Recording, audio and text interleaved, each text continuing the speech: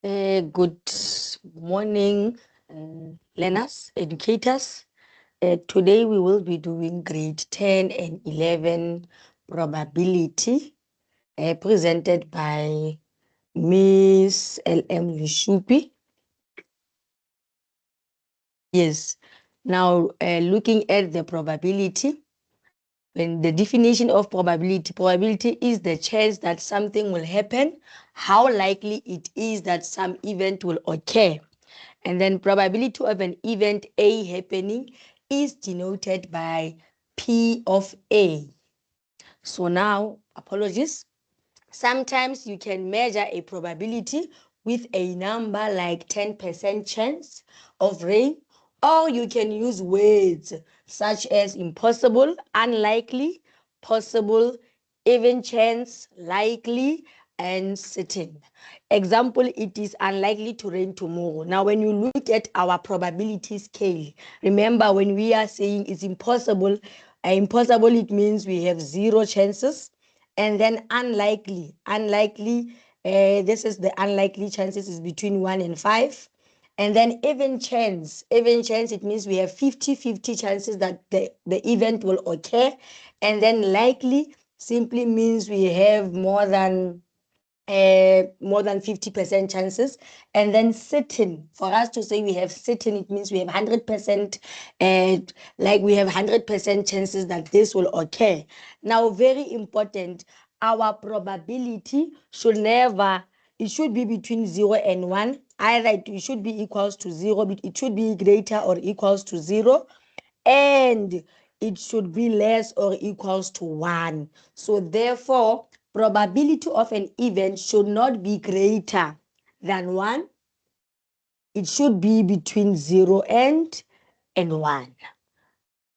And then looking at our probability, remember in grade 10 you did notations, and also in grade 10 and 11 you did your Venn diagram. And then in grade 11, that is where we introduced your tree diagram.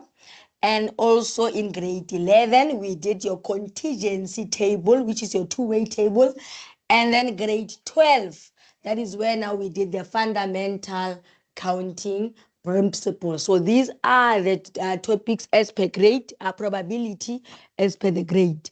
Then looking at our general rules from grade 10, remember definition of probability. We said if E is an event in a sample space S, then the probability of E is equals to N of E over N of S, where N of E is the number of elements in the event E, and N of S is the number of elements in the sample space. And then addition rule of probability, we know that probability of A or B, it is equals to probability of A plus probability of B minus the probability of A and B. Alternative notation that we can use from the addition rule, this is the alternative. This is our alternative. This is the alternative notation that we can use for OR. And then complementary rule of a probability. We know that if two events are complementary, probability of event A, it is equals to 1 minus probability of not A. So the alternative notation for that, it is probability of P of A, it is equals to 1 minus P of not A. And then general rules from grade 10 still continuing. For mutually exclusive events, we know that the two sets have no elements in common. So they do not intersect.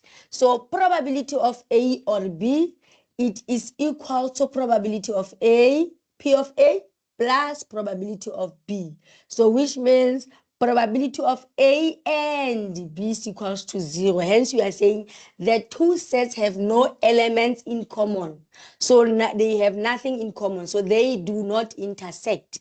So this is the alternative notation that we normally use.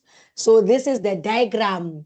They are using this in the form of a Venn diagram to show that we have nothing common between the two events, event A and B. There is nothing common, hence they do not intersect. So such events are said to be mutually exclusive.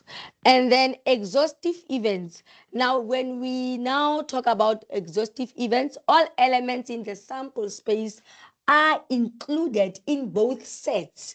So in the diagrams on the right, when you look at in the diagram on the right, all the letters, they are inside. There are no letters outside. So therefore, which means the two events are exhaustive. So therefore, P, probability of A or B will definitely be equal to 1. So this is the alternative notation that we normally use for OR. And therefore, when you look at the sample space here, the event A, B, C, and D, E, they are exhaustive. Though Mona, they are exhaustive, but also they are what? They are said to be, they are mutually exclusive.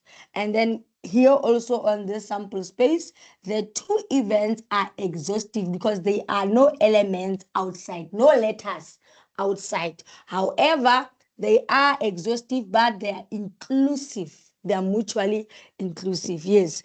And then moving on to complementary events.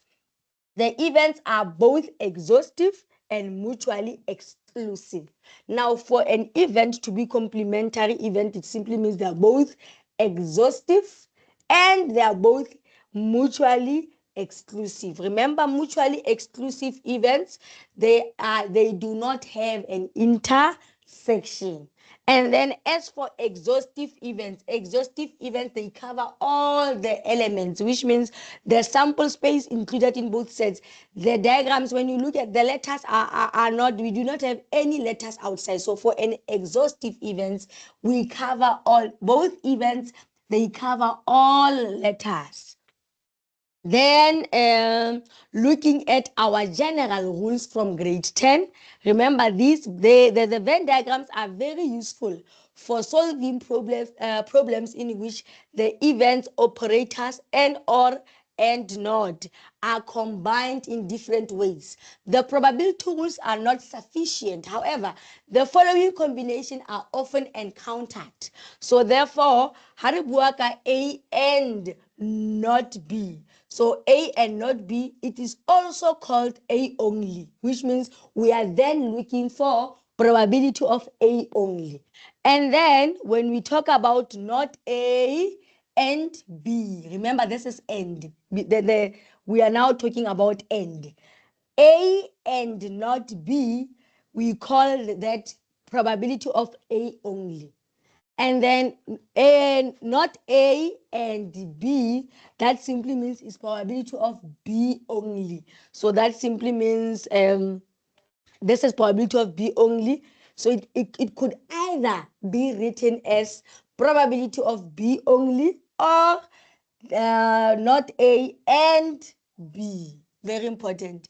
And then on the third diagram, we are here. On the third diagram, not A and not B. This is also called what? Also called not A or B. So remember, for not A or B, we are now looking outside, whatever elements that are outside the two events. Thank you. And then moving forward to the fourth diagram. Now we are using or. We are no longer using and.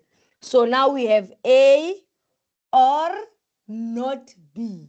So A or not B, when you look at, we are covering everything except for B only. So if we were told to calculate or to determine the probability of A or not B, then you know it's everything except the B, except B only. And then on this diagram, not A or B. So therefore, also here we cover everything except for A only. Yes. And then the last diagram, and not A or not B. So this is also called what? Not A and B.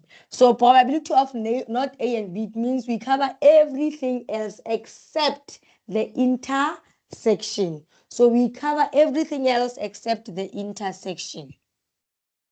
These are the general rules from grade 10.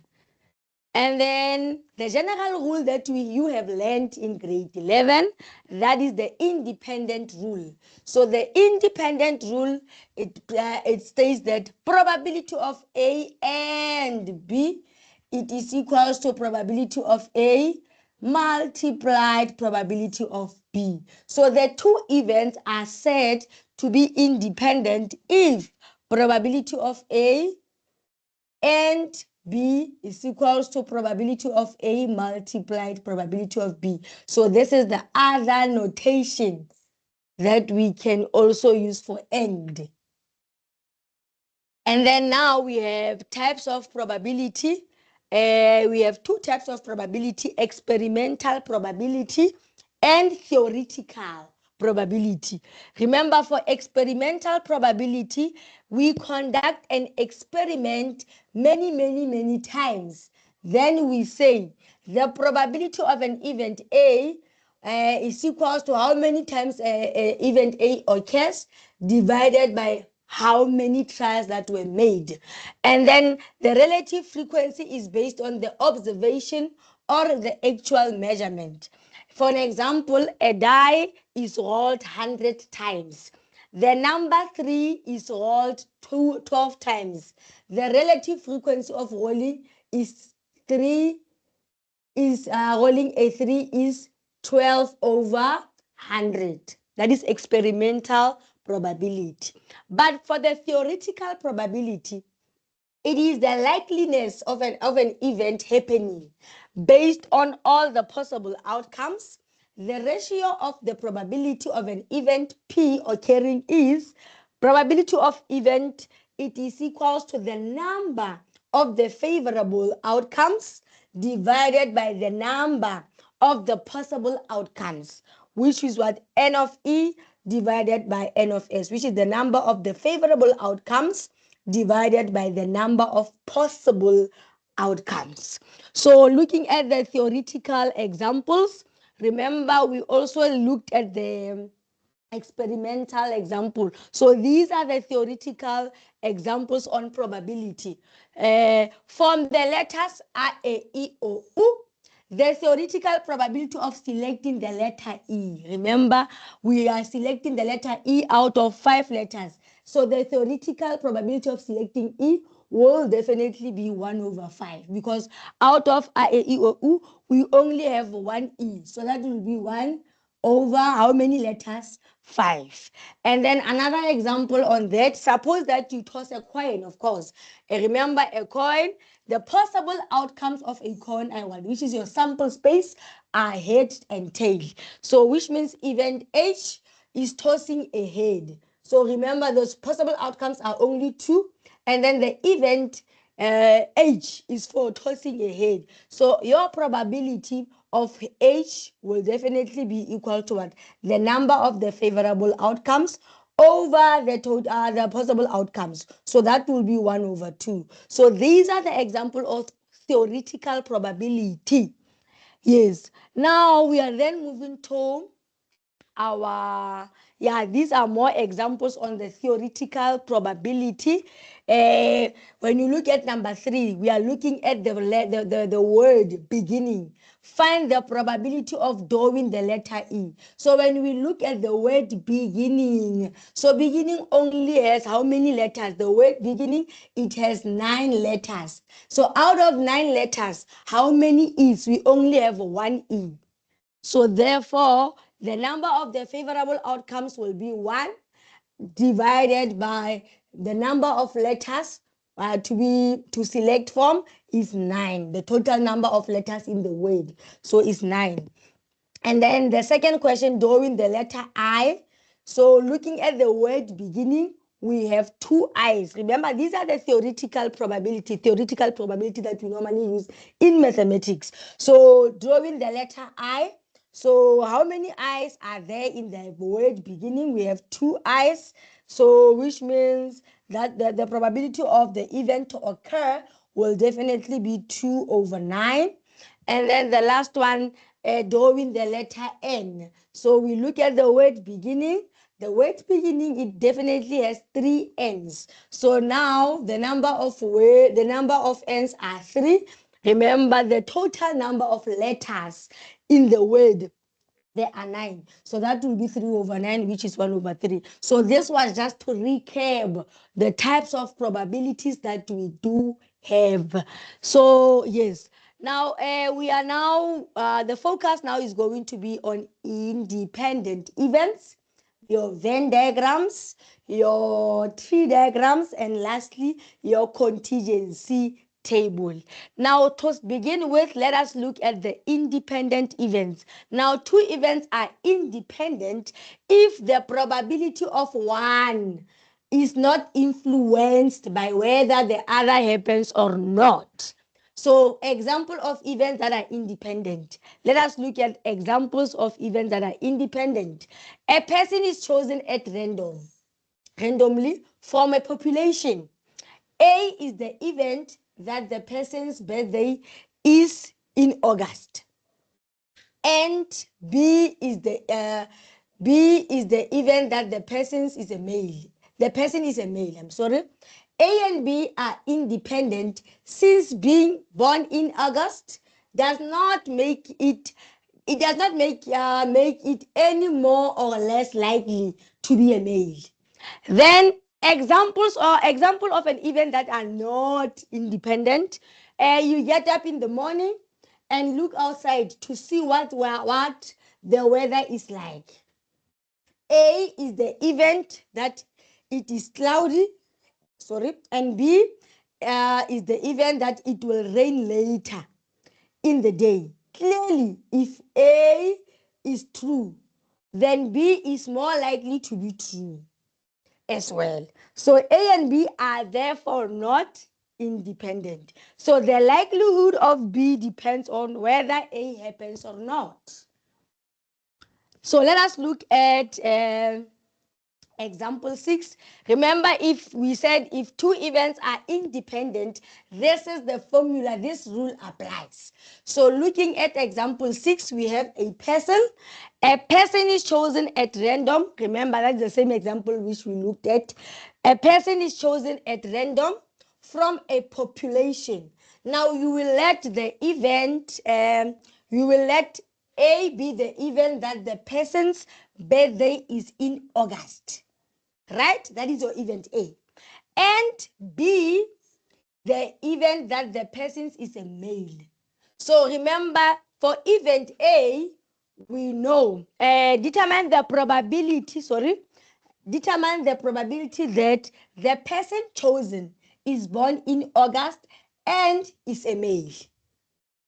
So to answer this question, the gender of a person is independent of the month the person is born. Now, this means that the rule for independence applies in this case. So that simply means the probability of born in August and male, it is equals to, that will be the probability of born in August, which is your event A, multiply the probability of being a male. So therefore, the probability of born in August. Remember, in a year, we have how many months? So in a year, we have about 12 months. So August is only 1 month. So the probability of August is 1, which is the favorable outcomes. This is theoretical, remember. over how many months? Over 12 months. So this is event A, and then multiplied by probability of being a male. Remember, we have two genders. It's either you are a male or you are a female. So that will be 1/2. So the answer will definitely be 1/24. So remember, here we have approximated the probability that a person is born in August as 1/12. Now, since there are 12 months in a year, we have also assumed the probability that a person is born as male, which is 1/2. Hence the answer, Mona, it is definitely 1/24. Now let us look at the second example. This is the second example. This is the third example on independent events. Now the second example, it says if A and B are two independent events with probability of event A equals to 0.6 and probability of event B 0.5, you were told to determine the probability of A or B. So that it simply means, remember, for independent events, you were also told that event A and B are two independent events. So this rule will apply. So therefore, we know that the probability of event A and event B is equals to probability of event A multiplied probability of event B. So if remember, you were told that probability of event A is 0.6. This is 0.6 multiplied probability of B at 0.5.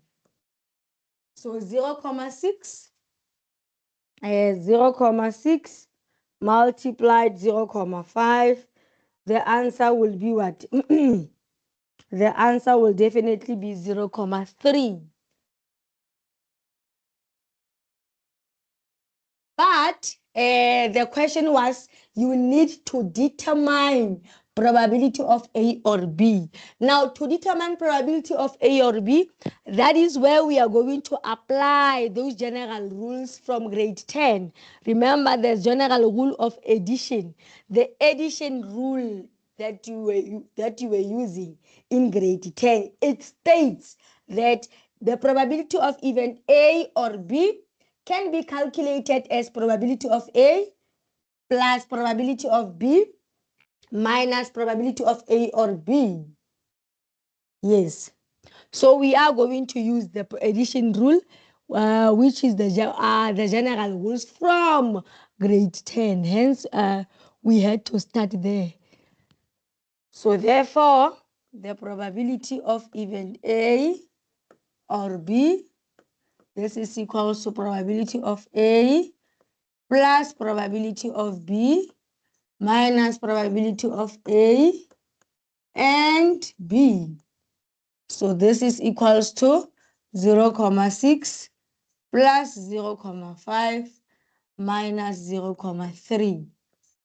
Because now you have already calculated probability of A and B, and then the answer will be 0.8. That is example number 2 under independent events. Remember, this is grade 11. You also did this in grade 11. And then the third example, which is the last one under independent events. Yes. The third one. Events A and B are such that probability of event A is 0.5. Probability of not B. Probability of not B is 0.3. And probability of A or B is equal to 0.8. And then are A and B independent events? Now you are asked, Are the two events independent? Remember, for the two events to be independent, they must satisfy this rule. So now, using the given information, remember you are given the probability of not B. So yes, so we will definitely calculate the probability of B. Probability of event B to occur is equals to 1 minus probability of not B, which is equals to 1 minus 0.3. And then remember,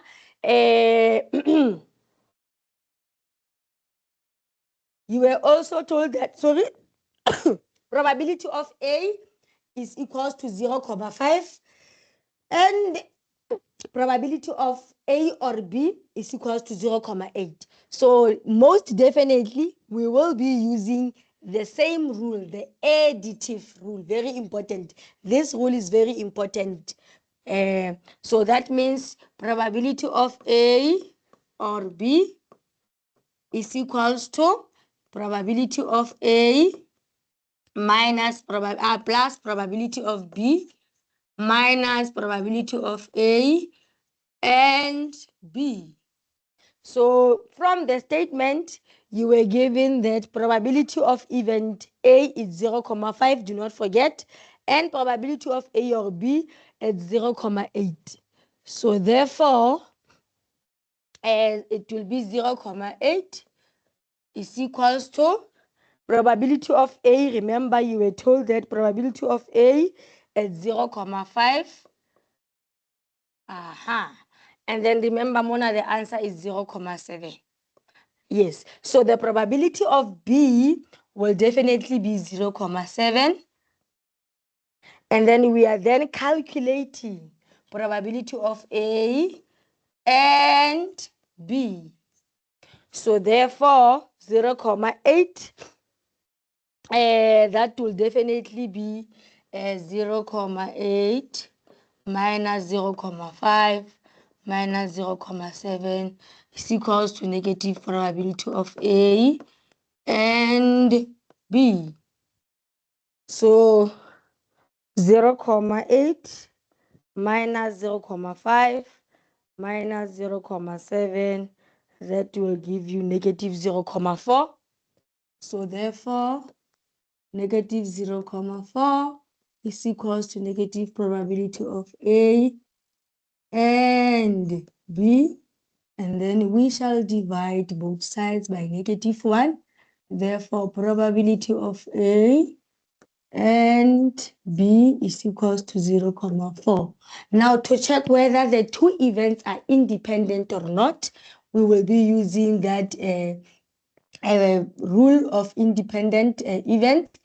Probability of A and B is equals to probability of A multiplied probability of B.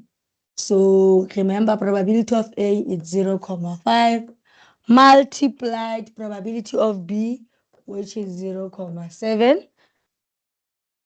So 0.5 multiplied 0.7. The answer is what? The answer is 0.35. So now that the two are not equal, what does it mean? It simply means probability of A and B is not equal to probability of A multiplied probability of B. Therefore, A and B are not independent. Independent.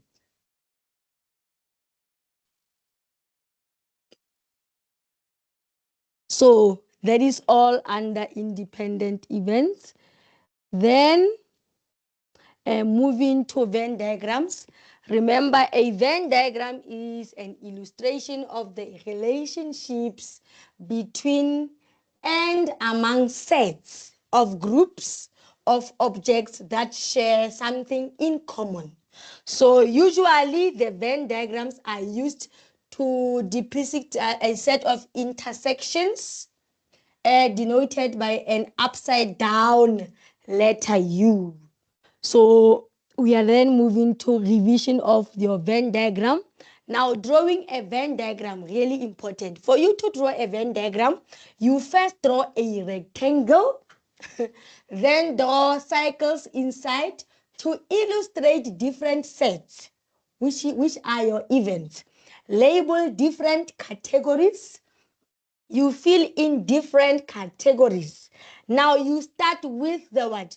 When you then fill in your Venn diagram, you must start with the intersection. And then you fill in the remaining parts by subtraction from the intersection for the remaining parts. You use the information about the intersection. So remember in grade 10, you did 2-circle diagram. So these are the 2 circles that you did under Venn diagram. There are 2. So let us look at the first example. This is your example. So looking at the example of 2-circle Venn diagram that was taught in grade 10, we have 2 events. 2 events that are event A and B are such that probability of event A and B is equals to 0,08. Probability of A and not B is equals to what? 0,32. And probability of B is equals to 0,2. Now you were told to represent this information on a Venn diagram. Since we only have 2 events to represent on our Venn diagram, so now that means what? This is the solution. So remember, you were told to represent that information that is given on a Venn diagram. So you were given that probability of event A and B is equals to 0,08. Then probability of event B, it is equals to 0, is it 0,2? And the probability of event, probability of event A and not B. Probability of event A and not B, it is equals to 0,32. Remember from the sketches, probability of event A and not. Let us quickly go back into our Venn diagram. This is very important. We said probability of A. We said a probability of A and not B. Remember, what does it mean? It is also called probability of A only. So that means what you are given is probability of what? Of A only. So from the information given, what we know is that how about feel that probability of A and not B. This means is probability of A only. Very important for you to remember that. So yes, we were now on the solution part. So this means is probability of A only. So that when you draw, remember when you draw your Venn diagram, I said you start first with a box. And then from the box, you will then, these are your events because there is an end. That means the events are inclusive. So this is your event A, this is your event B, remember. So probability of A and B, it is definitely 0,08. And then probability of A only, that will be 0,32. And then probability of event B. Remember, event B, this is event B, the whole cycle. So remember from you drawing the Venn diagram, I did say when you draw a diagram, you start with the intersection. You fill in the remaining parts by subtraction. So from the intersection. So the remaining part of the event B, when you feel that, you must subtract. So you feel that by what? By subtraction. So therefore 0,2 minus 0,08, the answer will definitely be 0,12. You fill in whatever that from what you feel you by subtracting the intersection, unless you were told probability of B only, right? So then remember your sample space. When you add all the elements on your sample space, they must what? They must give you 1. So however, when I add 0,32 plus 0,08 plus 0,12, it definitely gives me 0,52. So that means for me to calculate the part, this outside part, I will have to say 1 minus probability of A or B, which is 1 minus 0,32 minus 0,08 minus 0,12. So that will give me what? It will definitely give me 0,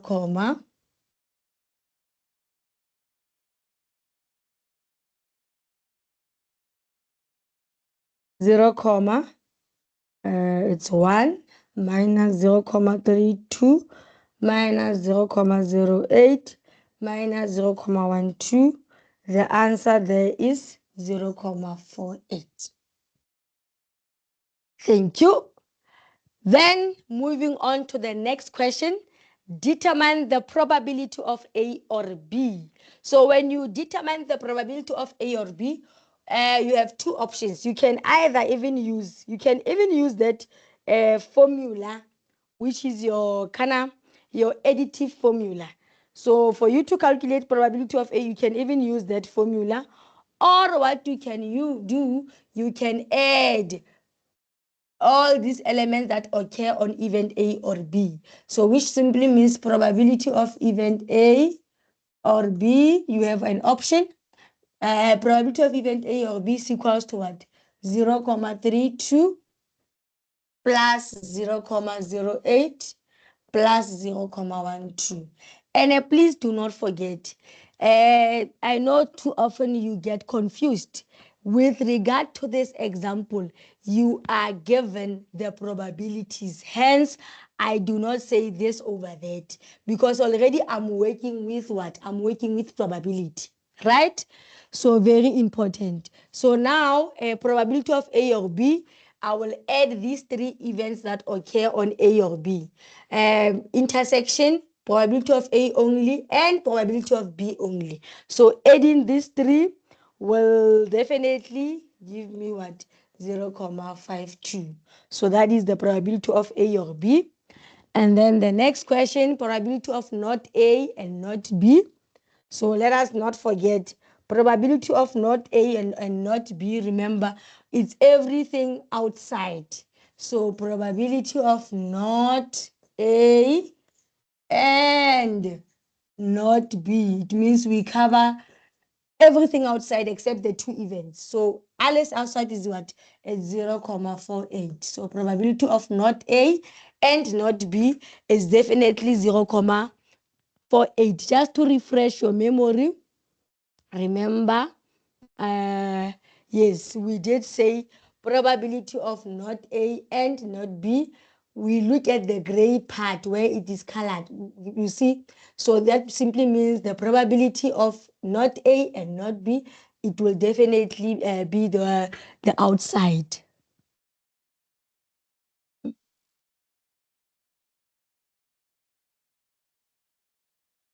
And then the last question, are A and B independent?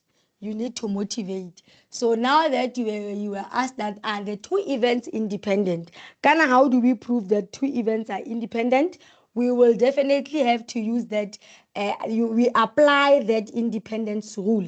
Remember, probability of event A and B is equals to probability of A multiplied probability of B. And then we check if we multiply the probability of event A times probability of event B And then the answer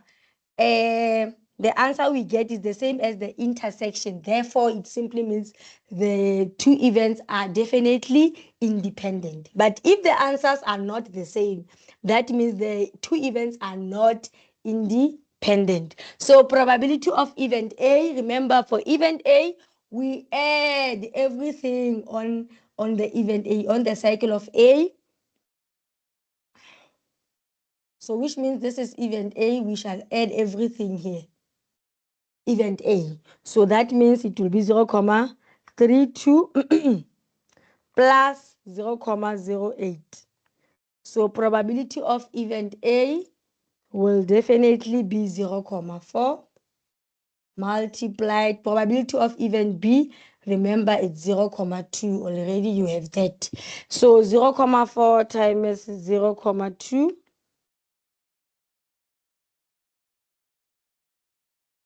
The answer will be definitely 0.08. 0.4 times 0.2, the answer it is 0.08. So that simply means probability of A and B, which is your intersection, is equals to 0.08 as well.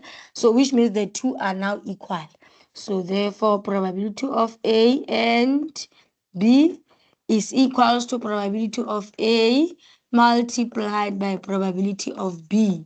So now that the two are events, therefore they are equal, therefore A and B are independent.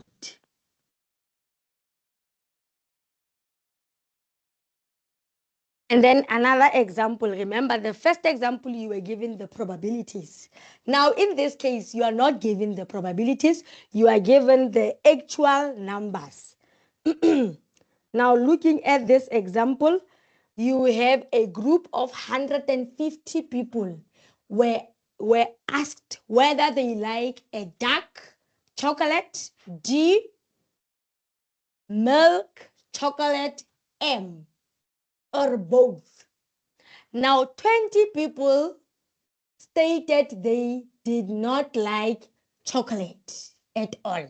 So, which means out of the 150 people which were asked, 20 did say, we do not like chocolate. So what does it mean? Those 20 people will definitely be outside the two events, the dark chocolate and the milk chocolate, because they do not like any of the two chocolates. They do not like chocolate at all. So now out of that, 50 people stated they like dark chocolate and 115 stated they like milk chocolate. And then we will let X be the number of people who stated that they like both milk chocolate and dark chocolate. So the solution to that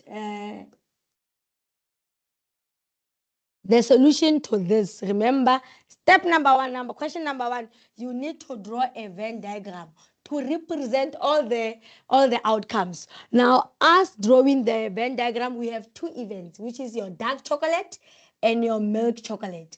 So remember, drawing a Venn diagram, you shall draw your box, and then these are your two events, because there is an intersection where we do have people who also indicated they like both. So this is you let your event D be your dark chocolate, and this is D, dark chocolate, and M shall be your what? Milky chocolate.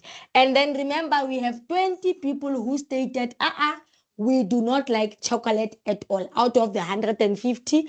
Remember, because you are working with the number of people, your sample space, it has 150 people, because 150 people were asked.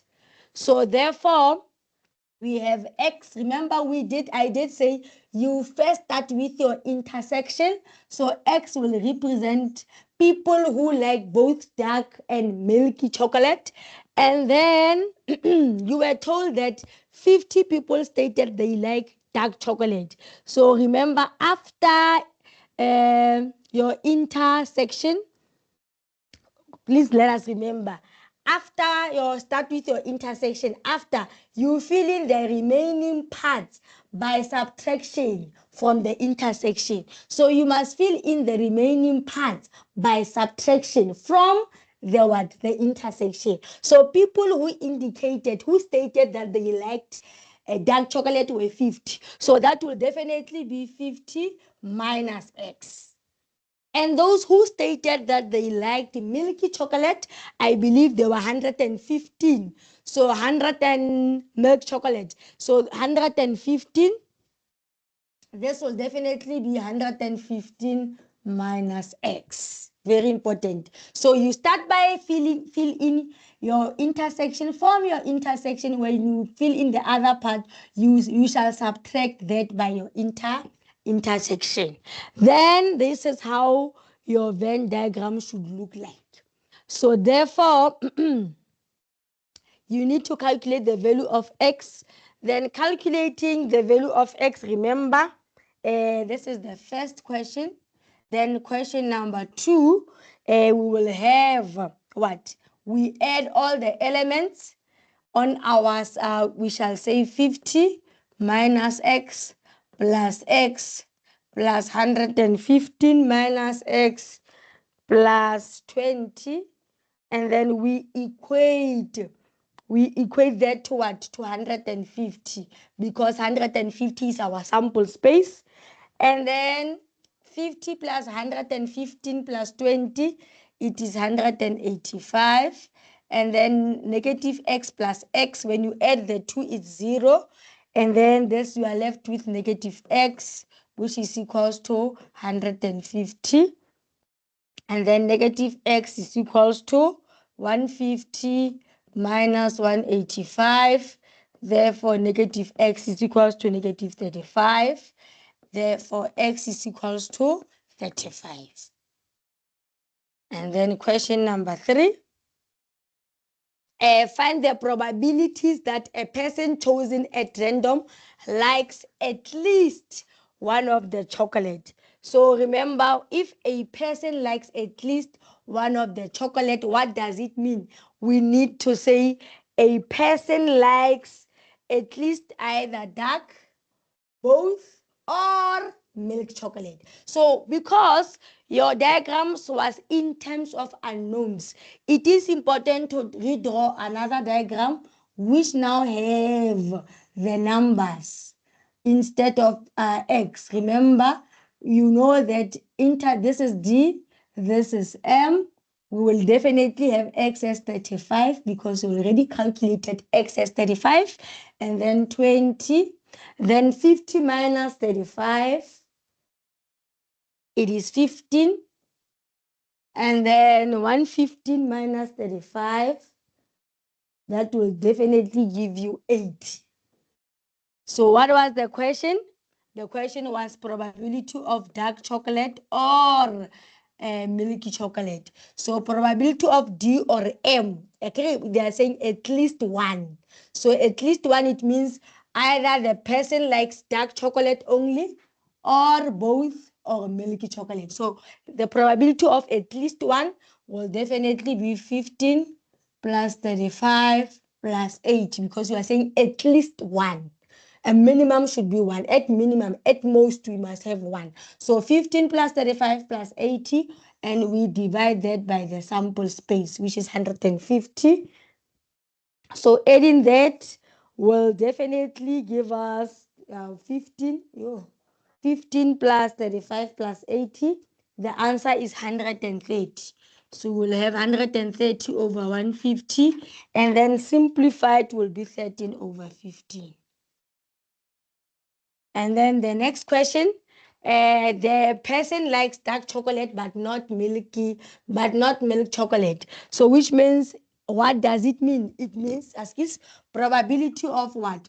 Of dark chocolate only. The person likes dark chocolate but not milk. So what does it mean? It simply means probability of dark chocolate only. So probability of D only will be what? 15 over 150. So 15 over 150 is 1 over 10. Simplified is 1 over 10. That is question number 3. And then question number 4. So question number 4 is 4 point, number 4. For determine probability of D. Question number 4, they are saying you should determine probability of D or M. So this one I won't, because already at least one, that's the same question. And then when you look at this one, probability of D, Roman figure 2, probability of D and M. So probability of D and M is the intersection. So probability of D and M, we look at the intersection, that will be 35 over 150. So 35 over 150, simplified, it is 7 over 30. And then Roman figure 3, probability of not D or M. So probability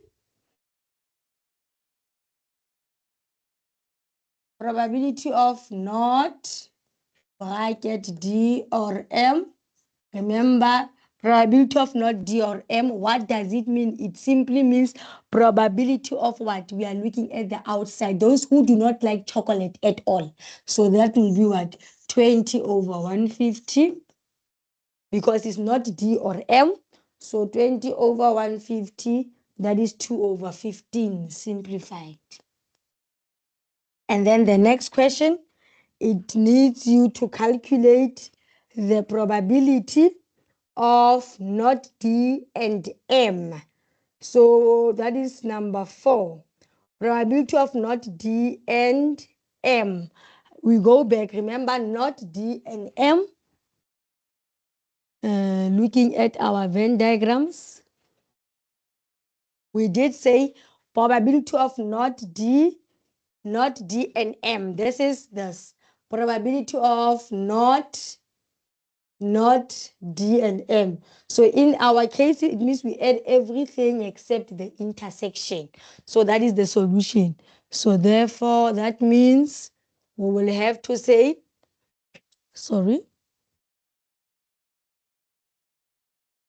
probability of not D and M. So which means we add everything except the intersection. So that will be 15 plus 80 plus 20 over 150. Because we are calculating the probability. Of course, we did say when we started, it is the number of the favorable outcomes over the sample space. So that will definitely be 115 over 150. And you can also simplify that as 23 over 50. And then the next one, probability of Roman figure number 5, Roman figure 5, not D and M. So probability of not D and M. Remember we said not D and M.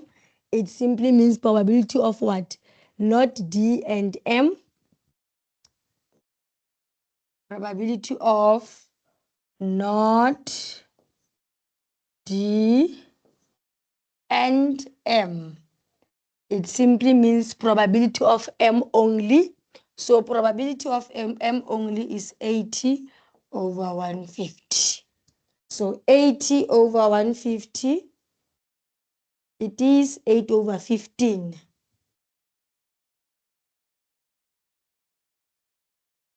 Then we have number 6, Roman figure 6, probability of not D or M.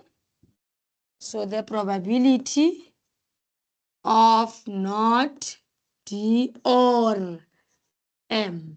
So the probability of not D or M, what does it mean? It simply means what? Not D or M.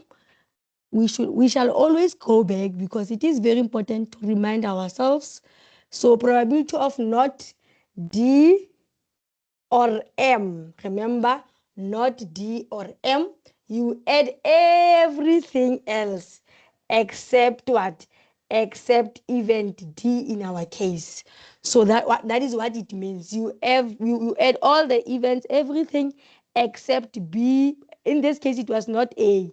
So hence you are saying we exclude A, we add all the things, we exclude A. So that means we will add everything except what? Except D. So we will add everything except event. But it's not D or M. Yes, we add not D or M. We shall add everything except event D in our case. So that will be what? That will be 35 plus 80 plus 20 all over 150. Apologies for my handwriting. So 35 plus 80 plus 20. That is equals to 135 over 150. Which is equals to, simplified, it is 9 over, simplified, it is 9 over 10. And then the last one, not the last one, probability of not D and not M.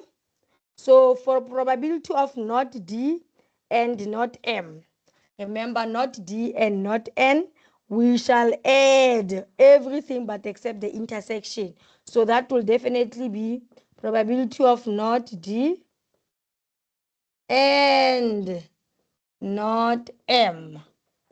So looking at the two events, that will definitely be what? 20 over 150, which is equals to 2 over 15. And then probability of not D or not M. Remember, not D or not M.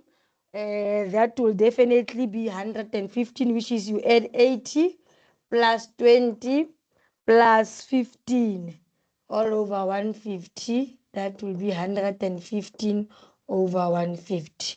So just to get back, let us remember not D and not B. So it's outside.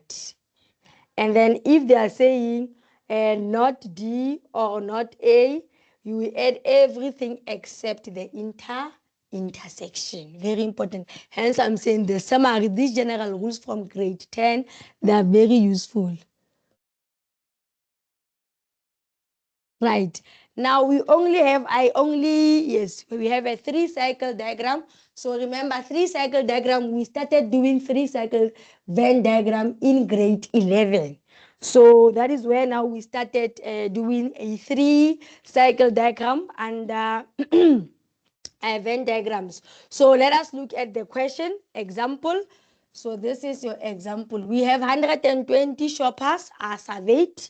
So out of 120 shoppers that are surveyed, we added till to determine whether they buy full cream FC, low fat, or skimmed milk. They determined that 75 shoppers bought full cream milk. 41 shoppers, they bought low fat milk, and 7 shoppers, they bought skimmed milk. 16 shoppers bought full cream and low cream fat milk. 3 shoppers, they bought low fat and skimmed milk. So what is important when you draw a Venn diagram? Remember the first question you draw.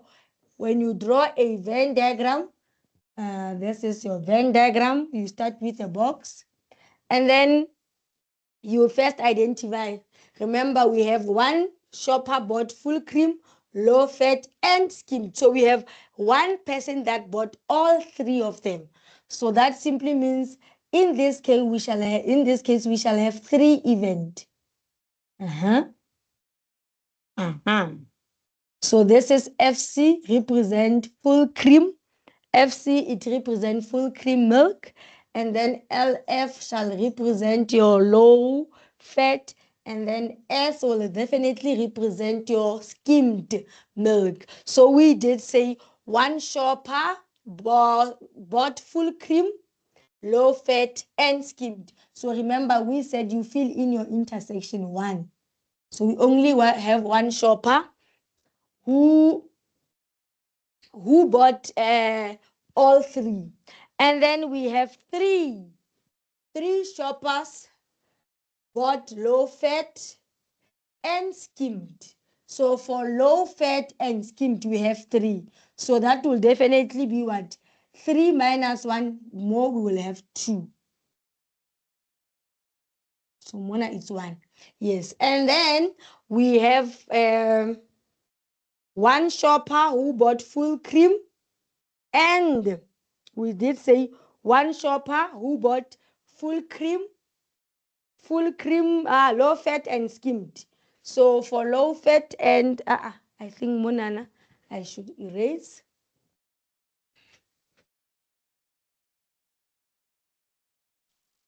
So we did say that we have one who bought all 3. We have 1. And then for full cream and skimmed, full cream is this side. Apologies. That will be 3. Again, we have 3 who bought, 3 who bought low fat and skimmed. Yeah, you are correct. It's 2. And then we have 1 who bought full cream and skimmed. So this is the 1. So 1 minus 1, Mona Kenya, we will have 0. Thank you. And then after filling in the intersections, let us check. We said 16 shoppers bought full cream and low fat. So 16 minus this one, it will be 15. So we said 16 bought full cream and low fat. Then we shall go back. 75 shoppers bought full cream.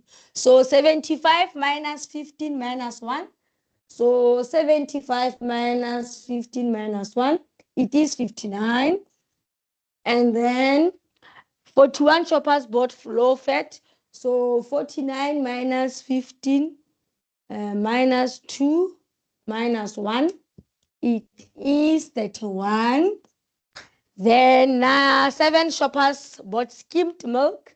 So 7 minus 2 minus 1 is 4. Yeah, it is 4. So remember, all in all, when you add all the elements on your Venn diagram, they must add up to 120, because 120 people were surveyed. So let us add all your events and check if the total it is 120. If not, we shall say 120 minus whatever the total is here.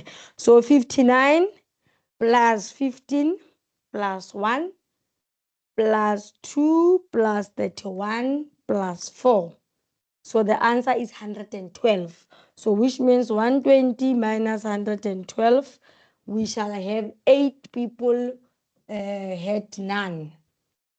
So we will have 8. Is it 8? Let me check. We said 41. 41 minus 15 minus 2 minus 1. Oh, it's 23. Why did I get 35? 31, 4. So Mona, it shall be 23, not 31. 23, yes. So it is 23. So that simply means even Mona, the total will change when you add all, and then therefore the answer will definitely be 16. So that means adding all will give you 16. Yes, thank you very much. So we have drawn our Venn diagram. How many shoppers did not buy any milk? So we have how many shoppers? 16. And now how did we get that 16? We added all 59 plus 15 plus 1 plus 23 plus 4. And we had 102. And then 102, 59 plus 15 plus 1 plus 23 is plus 2. It is 104. 104, 120 minus 104, it is definitely 16. That is how we got to 16. And then now the last question. What is the probability written as a fraction in the simplest form that one of these shoppers selected at random bought low fat or skimmed milk. So we want the probability of low fat or skimmed milk.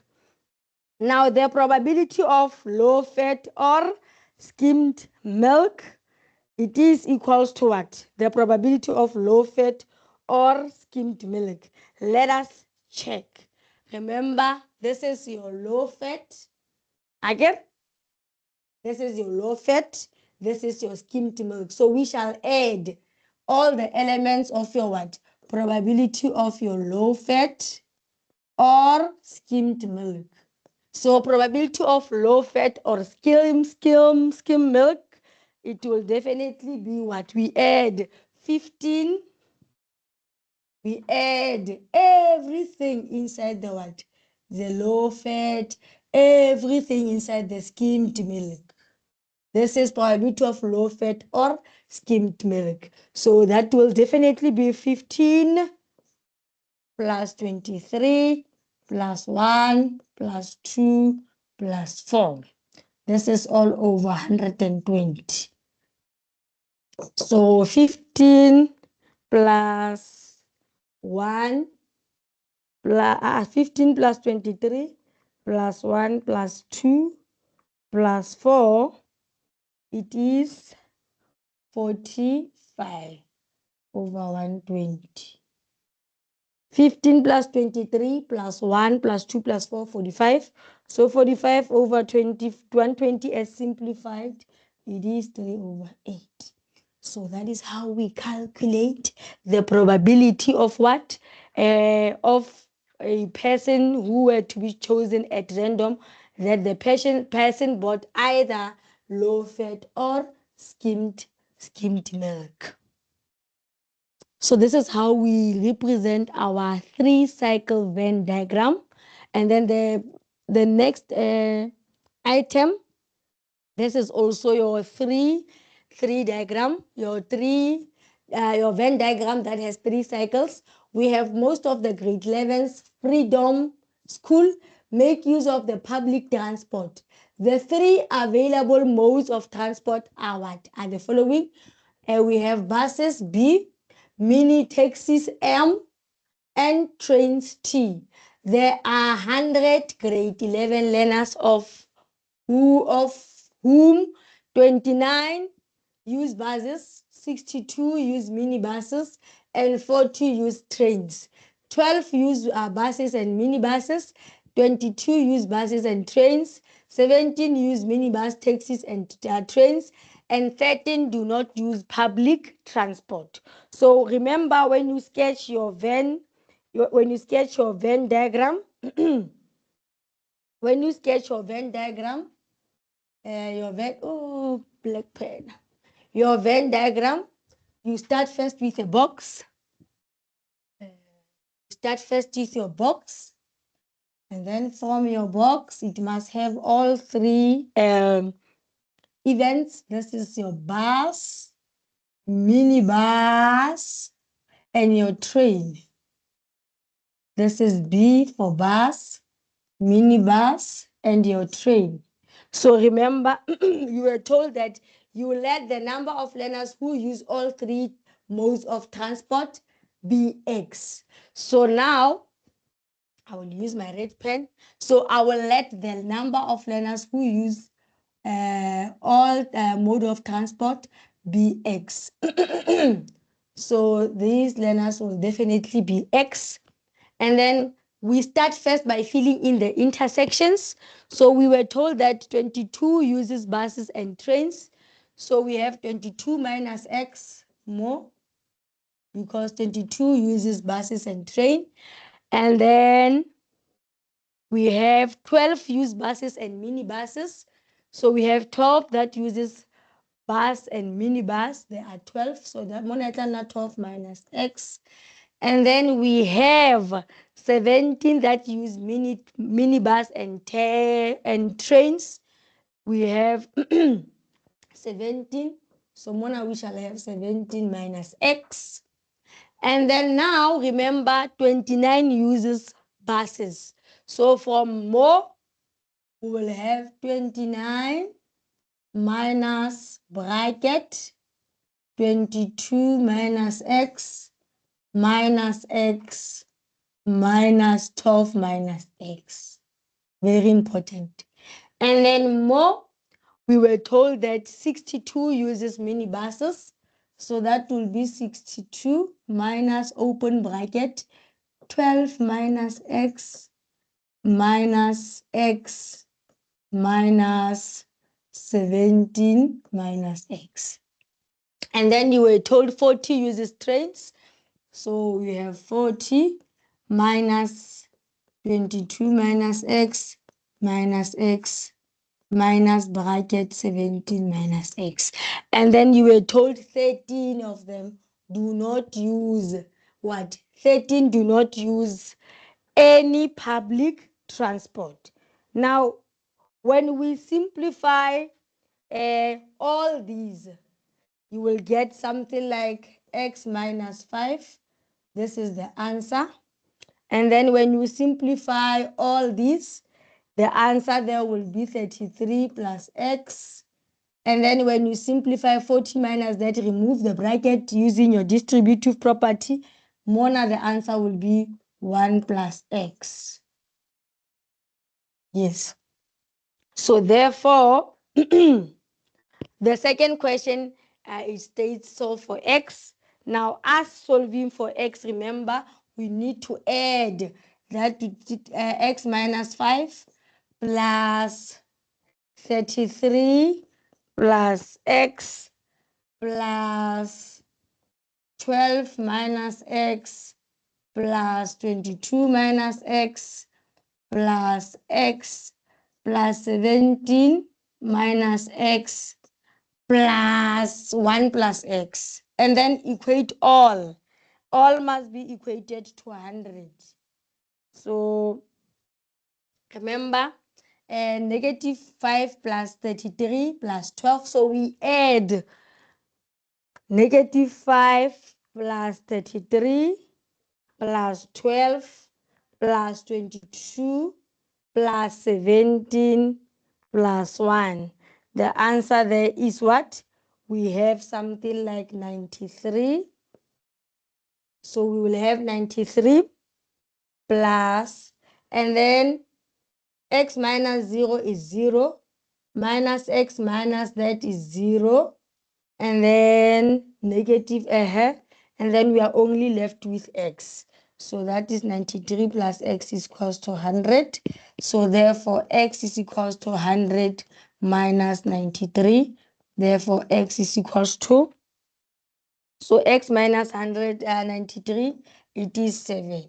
So I did say, after all, you should be able to then sketch a Venn diagram where now you are no longer using x. You are now using what? We are no longer going to use x in our Venn diagram, because now we have calculated x as 7.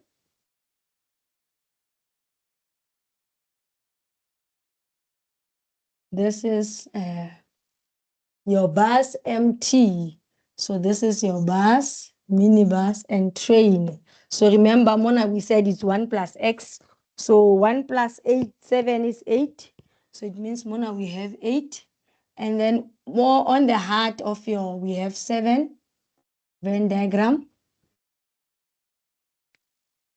And then Mona, we shall have 3. And then monarchy 2. Remember why 2? Because we said it is x minus 5. So 7 minus 5 is 2. And then 33 plus 7 is 40. So more, we have 40. And then we have 10. Then we have 15, because yes. So Mona ends 13. And then now that we have completed that, we shall answer the questions. A grade 11 learner is chosen at random.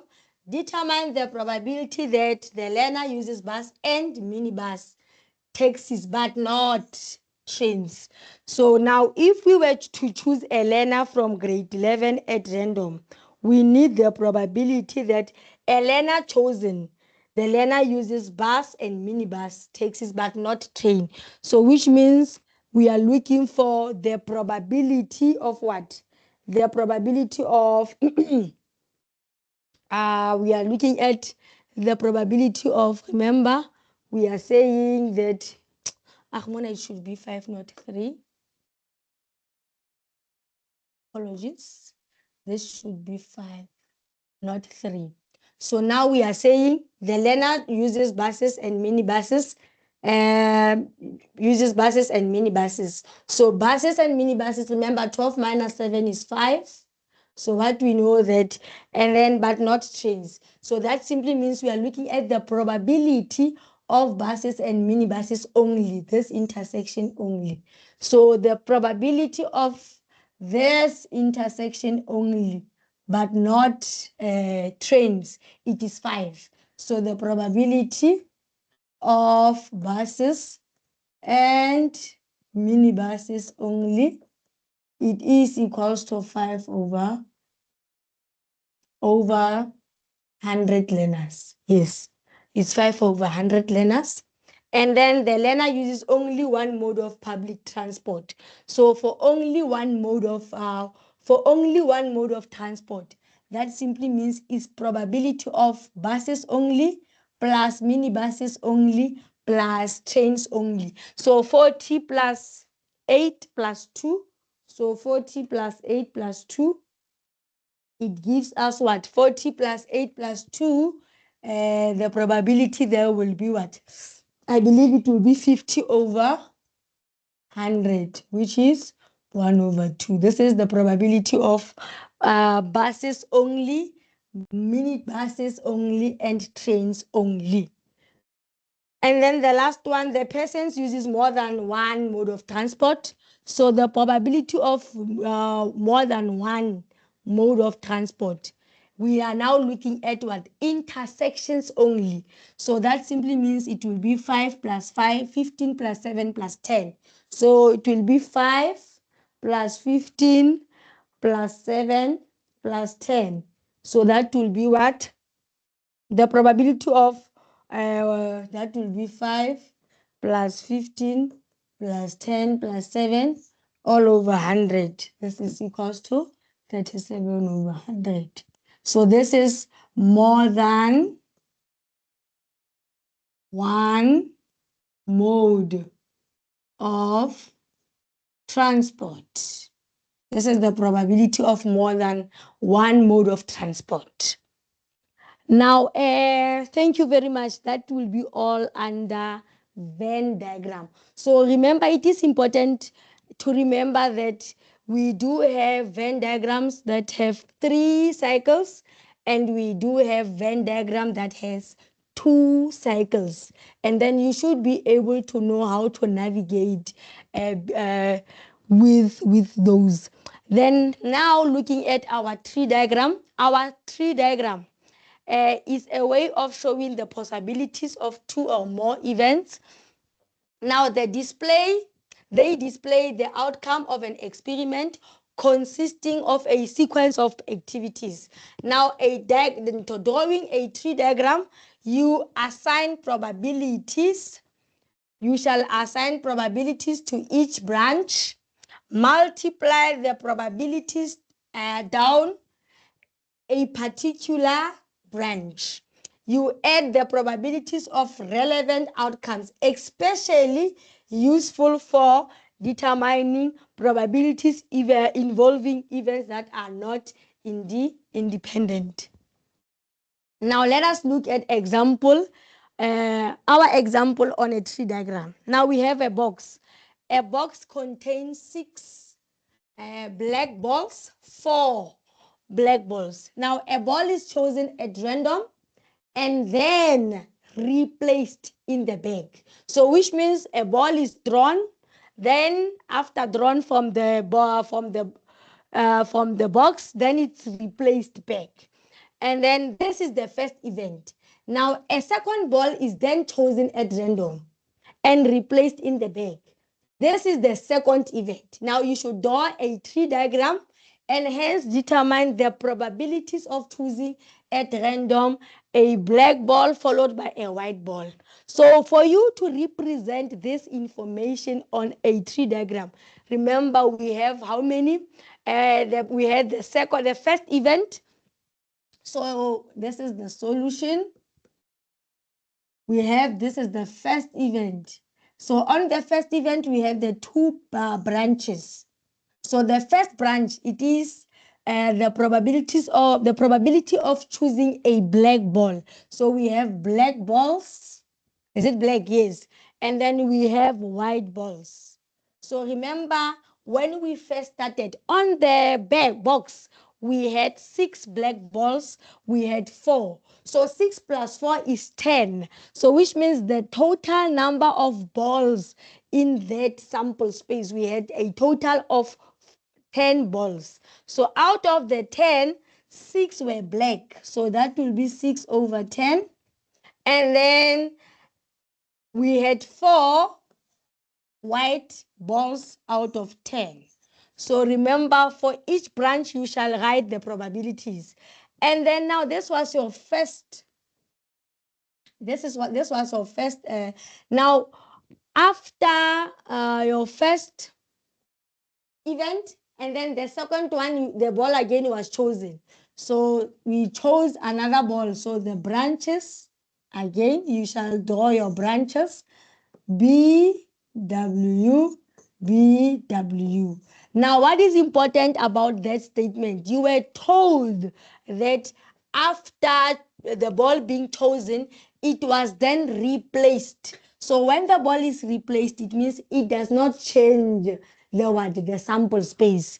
So that simply means we will still have 6 balls out of 10 balls, 6 which are black, 4 balls that are out of 10, 6 out of 10, 4 out of 10.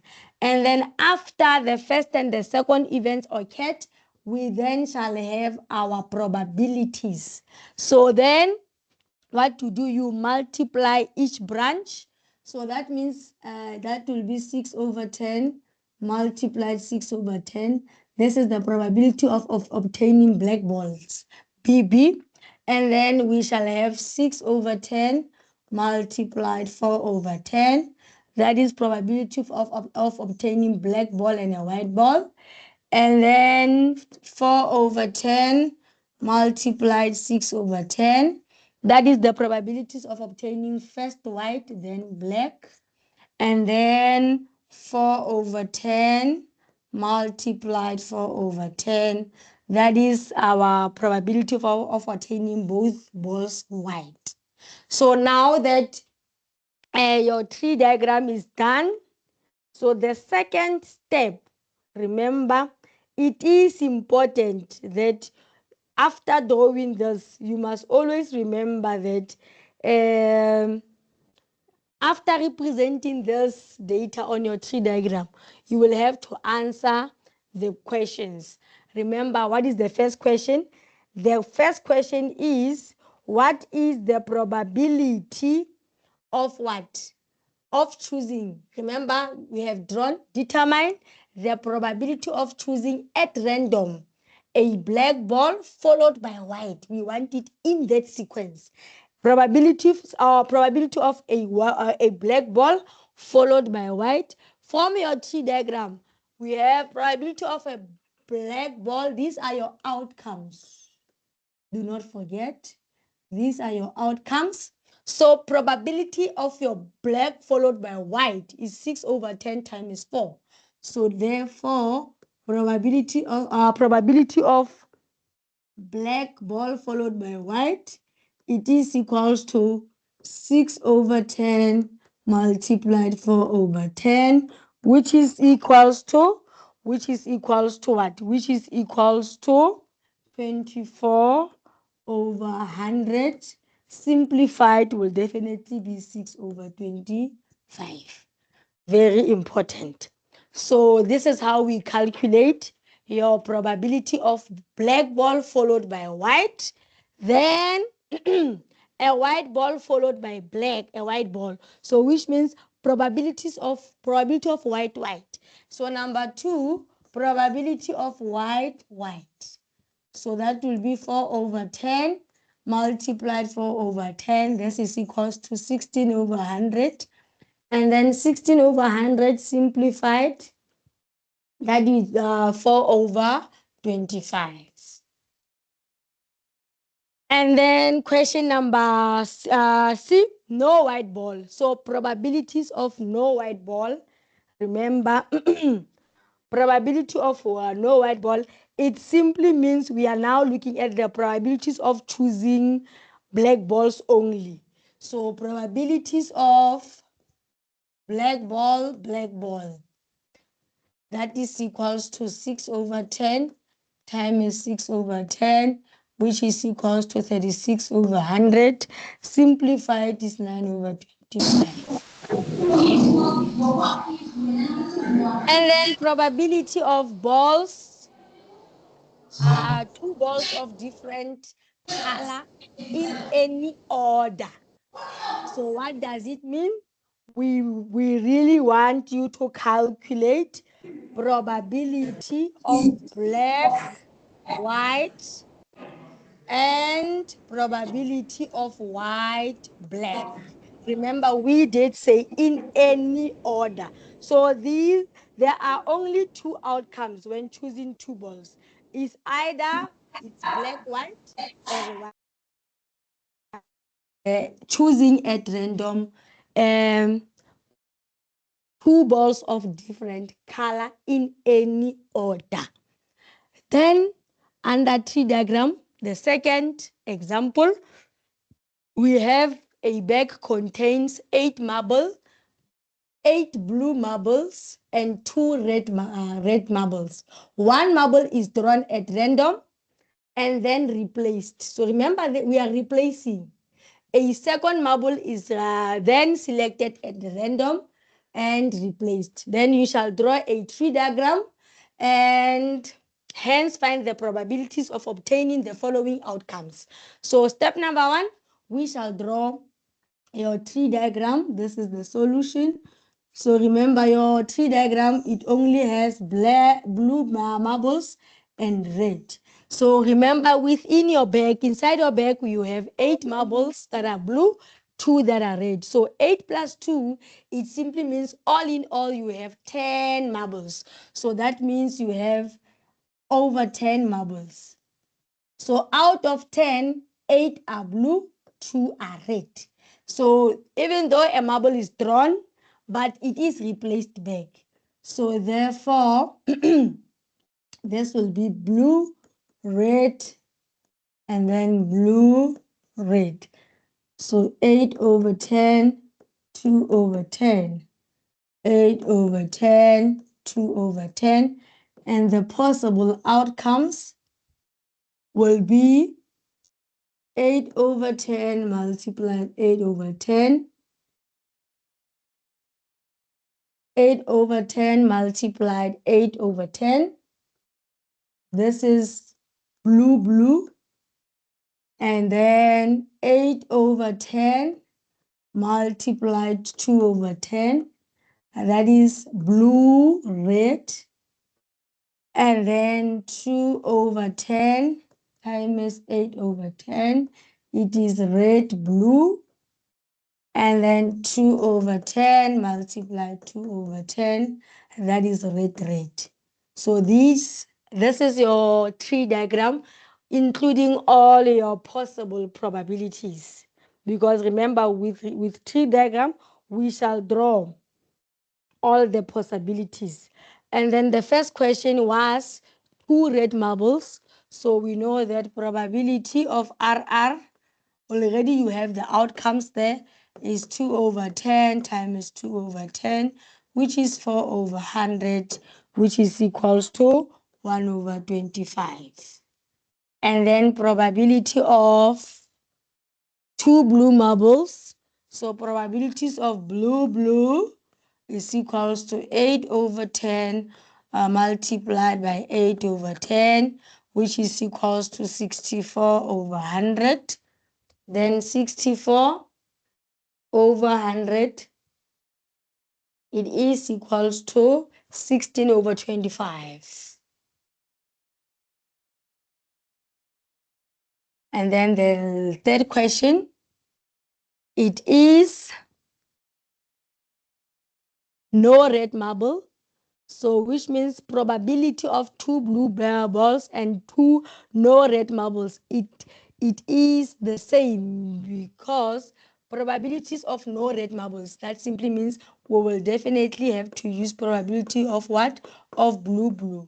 So that is 16 over 25. And then same as number 4, probability of no blue marble. It is the same of probability of 2 reds because we do not want any blue marble. So it is the same as probability of red, which is 1 over 25. And then number 5, probabilities of a red marble followed by a blue marble. So which means probability of R red B followed by a blue marble, that is 2 over 10 multiplied 8 over 10, which is equals to 16 over 100. 16 over 100, it is equals to 4 over 25, simplified. And then question number 6. You were told to determine the probability of a red and a blue marble in any order. So you still remember, for red and blue marble, it will be probabilities of red marble blue plus probabilities of what? Probabilities of blue red. Because we are saying in any order. So we have 2 orders, either red blue or blue red. So probability of red blue, it is equals to what? Probability of red blue, we found red blue as what? Red blue as 4 over 25 plus blue red, it is 8 over 10 times 2 over 10. So 4 over 25 plus 4 over 25. So 4 over 25 plus 4 over 25. It is equals to 8 over 25. Thank you very much. So this is example number 2 under tree diagram. Remember, the event were replaced. Now let us look at the second example, the third example, this one. Now on the third example, we have probability now is given as a percentage. Now remember, what is it that we are given? 75% of the seeds of a certain type of a plant yield white flowers and 25% yield pink flower. Now 2 seeds are sown and both germinate and grow. Then we will use a tree diagram to determine the probability that both will yield white flowers. So then what is important is that you need to draw a what? You need to draw a tree diagram. And then from your tree diagram, remember, we have your white and your pink. So remember, you were told that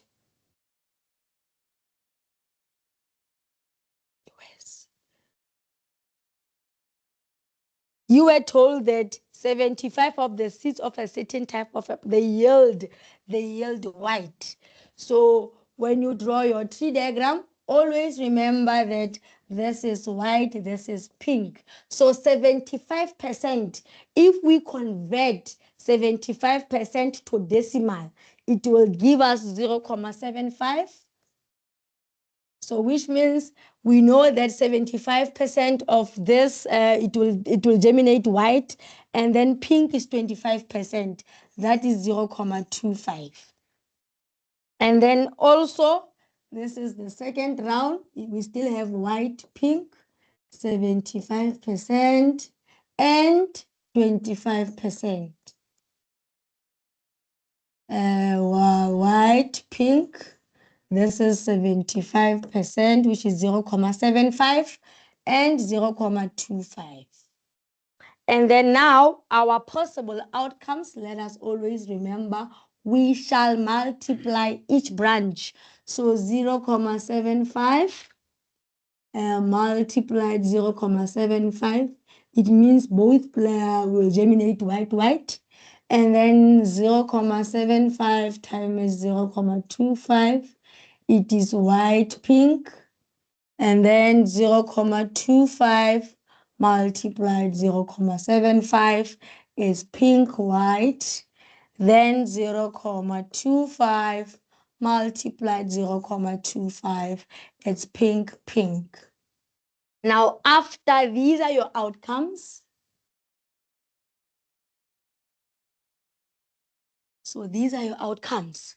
Now, after drawing a tree diagram, remember we want you to use a tree to determine the probability that both will yield white flowers. So we want to know the probability that both will yield white flowers. So probability of white.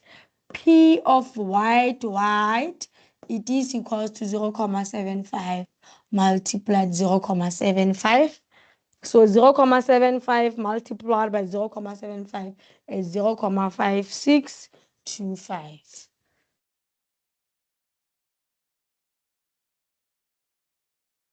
And then the next question, they will yield flowers of the same color.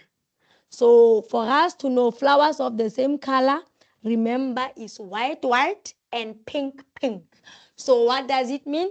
We will have probability of white plus probability of pink. So probability of white, we do have it as 0.5625, and then that is plus 0.25 times 0.25. So 0.5625 plus 0.25 times 0.25, it is 0.0625. And then when you add the two, the answer is 0.625. This is the same color, white, pink. Then question number 3, they will yield flowers of different color. So probability of flowers of different color, it is white-pink, probabilities of white-pink plus probabilities of pink-white. So probability of white-pink, it is 0.75 times 0.25 plus 0.25 times 0.75. So 0.75 multiplied 0.25, it is 0.1875 plus 0.1875. The answer is 0.375.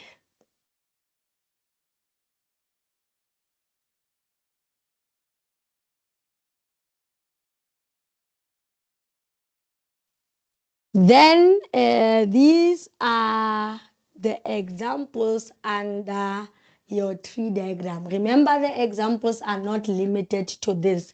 I believe in your respective schools, your educators will take you through now when the balls are not replaced. Remember, in each case, the only cases that we looked at are the cases where now the balls or the marbles were replaced. So your teacher should be able to take you through where now the marbles were not replaced. So remember, in a case where now a marble is drawn and not being replaced, that it affects your sample space.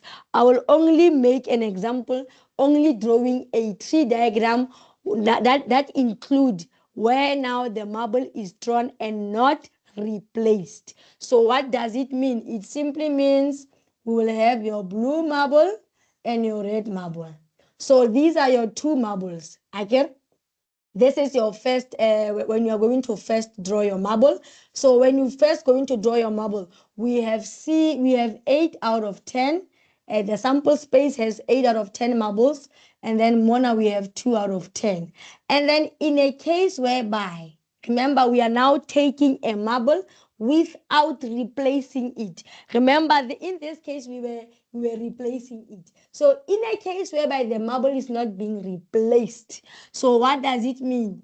It will definitely affect your sample space. So if the first marble drawn was a blue marble, that will do what? That will affect the number of blue marbles. Initially we had 8. So that means when we subtract 8 by 1, you are now left with 7 marbles.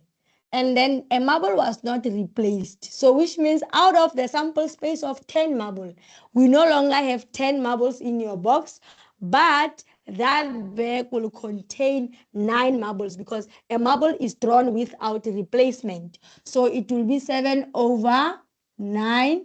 And then Mona, it will be 2 over 9 because on your first trial, a blue marble was drawn. But in a case whereby on your first trial, your red marble is drawn. So if your red is drawn, we will still have 8 blue marbles, but the sample space will still have 9 marbles.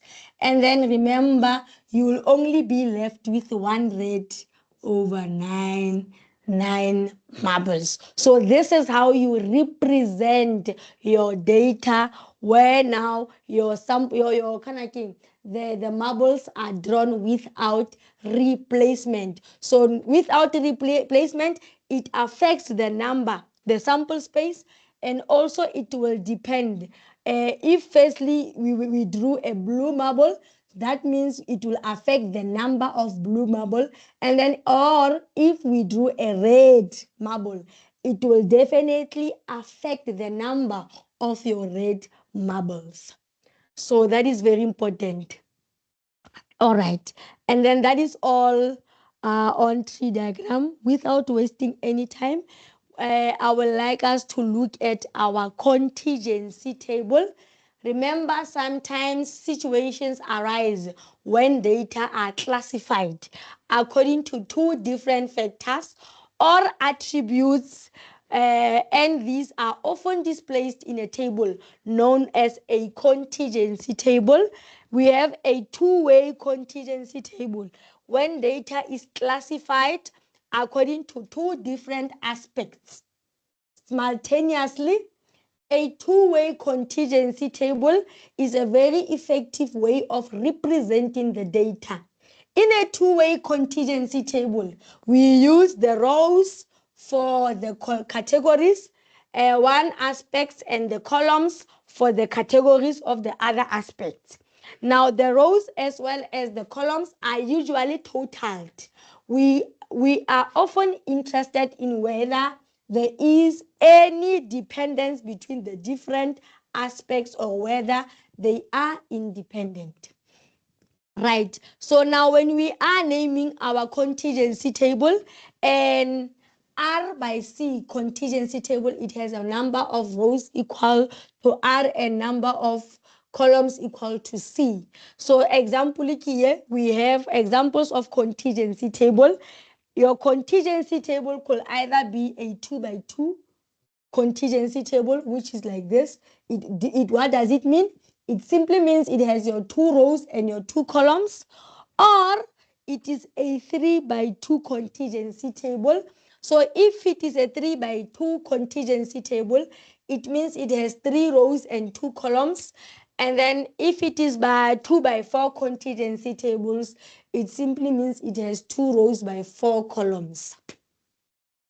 So these are the types of examples of your contingency tables. Now, let us start with the following example. We have a test. Tests are carried out on 2 machines. We have 2 machines, machine A and B, to assess the likelihood that each machine will produce a faulty component. Now the results are summarized in the table. So when you look at machine A, faulty, it's 3, machine B, faulty is 2, and then total of faulty is 5. Then not faulty for machine A, we have 12. For machine B is 8. And then the total of not faulty is 20. Then the total of machine A is 15. The total of machine B is 10. And then the total of all machines, it is 25. Now the question is, a component is chosen at random from those tested. Now you need to find the probability that machine A, find the probability that the component chosen is from machine A. So if now we are calculating the probability of machine A, the component chosen are from machine A. Remember, what did I say? Looking at your contingency table, how many machine A do we have? We have 15 out of the total number of machines, 25. So the probability will definitely be 15 over 25. And then now, find the probability that the chosen component is faulty component from machine B. So now when we look at faulty component from machine B, remember the probability of faulty component from machine B, apologies for that. Yes, as I was saying, is a faulty component from machine B.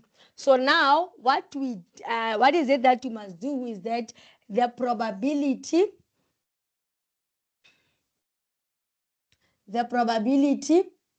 will definitely be what? The probability of faulty component from machine B, of the probability of faulty component from machine B will definitely be 2, because we only have faulty component of machine B as 2 over 25. And then the last one, find the probability that the component chosen, right, is not faulty or is from machine A. So to calculate that, remember, we are saying we need you to calculate the probability that is not faulty or is not from machine A. So remember, what is it that you must do? We are going to check the probability of machine A. Remember, probability of what? Of A, or we will calculate the probability of A, or we are saying not faulty, right? So probability of A or not faulty, it is equals to probability of A plus we will be using the probability addition formula from grade 10. Probability of A plus probability of not faulty minus probability of A and not faulty, sharp. So now to calculate this probability of A, remember we calculated that as 15, machine A as 15 over 25 plus probability of not faulty. Not faulty is 20. So that will be 20 over 25, and minus probability of A and not. Remember, A and not faulty, it is 12. So that will be 12 over 25. So adding the 3 will definitely be 15 over 25 plus 20 over 25 minus 12 over 25. And then the answer will be 23 over 25. Then, yes, moving on to the next slide. During 2011, a vet saw 125 dogs, each suspected of having a particular disease. Of the 125 dogs, 60 were female, of whom 25 actually had the disease and 35 did not. Right? Only 20 of the males had the disease and the rest did not. Now, the case history of each dog was documented on a separate record card. Now, let A represent the event that the dog referred to on the record card was female, and B represent the event that the dog referred to was suffering from the disease. Sharp.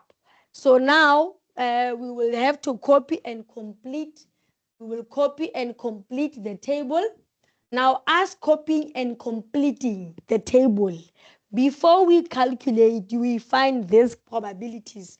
We need to make sure that our table is completed. Now, completion of the table, remember the total. You can start by totaling 25 plus 20, adding, not totaling.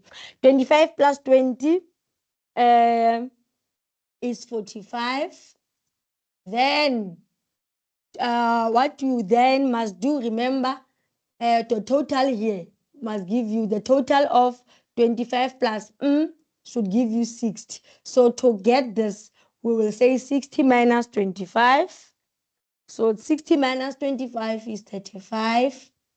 Then 125, the total which we obtain here is by adding the total here plus total here. So for us to get this, we will say 125 minus 60. The answer is 65. And then 65 minus 20, we will get 45. So that is how we fill in your contingency table. Very important. So before answering any of these questions, you must be able to know how to fill in your contingency table. And then now the first question was, you need to calculate the probability, right? You need to calculate the probability of what? You need to calculate the probability of A. Now, probability of A, remember, we are looking at the total, whether it being having a disease or not having a disease. So we shall add probability of A represent probability of being a female. So we have probability of being a female, it's 60. So therefore, probability of a female, which is A, is equals to, we have 60 total number of females, which is 60 over the total number of male and female, which is 125. So this is 60 over 125. Simplified is 12 over 25. And then probability of B. What does B represent? It represents having the disease. So having the disease is 45. Remember the total, 45. So probability of B, it simply means having a disease, diseased. So therefore, probability of having a disease is what? Probability of having a disease, it is 45 over 125. So 45 over 125 simplified, it is 9 over 25. The next question, probability of A and B. So A and B is here. That is where they now intersect. Probability of being a female and having a disease, it is 25 over 125. So that means number 3, probability of A and B is equals to 25 over 125. So 25 over 125 is equals to 1 over 5. And then probability of what? Of A or B. Remember, we will use that probability addition formula, which is what? Probability of A or B is equals to probability of A or probability of B. Sorry, is plus. I'm looking at my term now. I'm trying to rush. Plus probability of B minus probability of A and B. So remember, probability of A, we did say it's 12 over 25. Probability of B, 9 over 25. A and B, 1 over 5. So therefore, 12 over 25 plus 9 over 25 minus 1 over 5. The answer will be 16 over 25. And then probabilities of not B. Remember, not B, it represents not having a disease. So probability of not having a disease is 80 over number 5, 4. It's number 5. So probability of not B, it means probability of not having a disease. That will be 80. The total is 80 over 125. So 80 over 125, that's 16 over 25. And then now the last question. Determine whether being deceased is independent of gender. Remember, for us to check whether having a deceased, is it independent of gender or not? What is it that we must we must do? Remember, we are going to check. We determine whether having a disease is it independent of gender. We will definitely look at probability of being a female as, remember, 60 over 125, and probability of being a male as 65 over 125. And then remember, probability of having a disease. Probability of B, which is having a disease, is 45 over 125. Right? So what is the aim? For us to check if the two events are independent of gender. This is the gender. So probability of being a female at 60 over 125 and having a disease. Being a female at 60 over 25, and then we look at probability of being a male. All right, we are determining whether being deceased is independent of gender or not. So how do we determine whether being deceased is independent of gender or not? What is it that we are going to do? We will definitely check the probability of being a female and having a disease.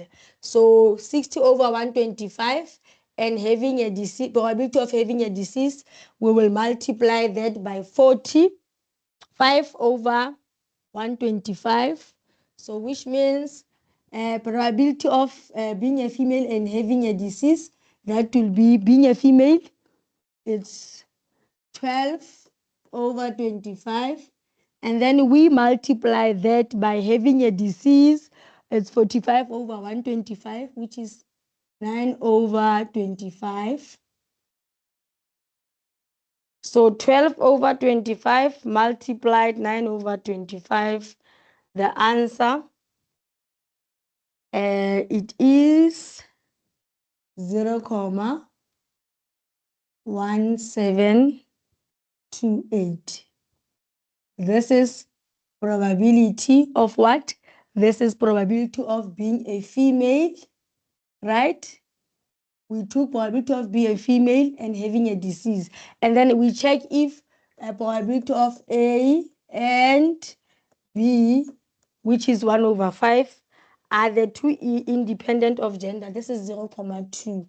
So when you check, when you multiply probability of being a female and having a disease, and then looking at the end, they are not equal. So therefore, probabilities of A and B is not equal to probability of A times probability of B. So the two events are not equal. So that means even having having disease is not independent of the gender. Thank you very much. I believe that will be all for today. Thank you.